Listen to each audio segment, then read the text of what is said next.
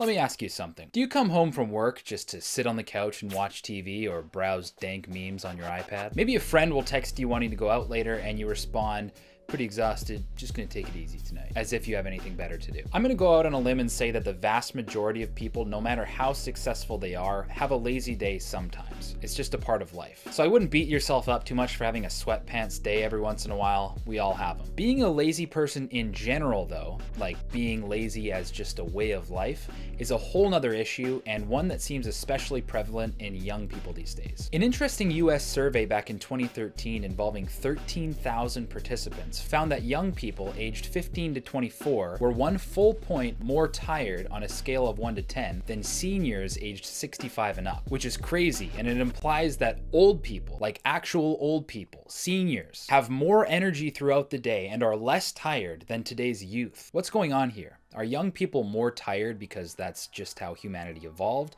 or are we doing this to ourselves? I'd argue that they're not actually tired. They're just lazy. Now, there's not a ton of scientific evidence to back this claim up, but it makes sense once you define what laziness really is. Psychology Today says that a person is being lazy if he is able to carry out some activity that he ought to carry out, but is disinclined to do so because of the effort involved.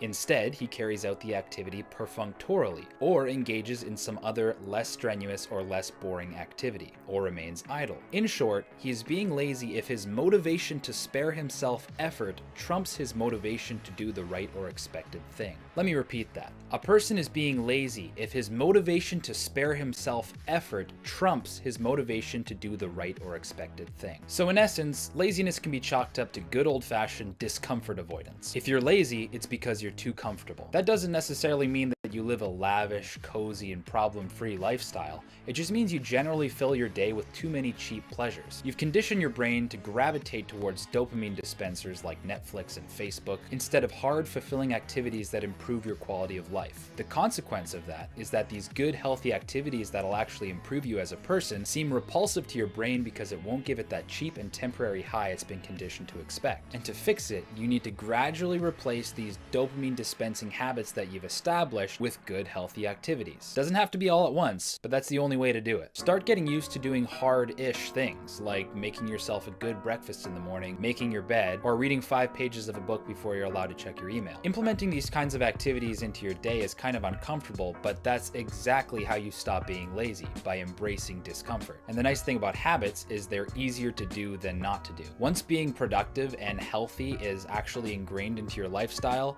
voila, you're not a lazy person anymore. So no matter how you spin it, laziness isn't something that's ingrained into your genetics. It's something that's easily correctable, you just have to put in the effort.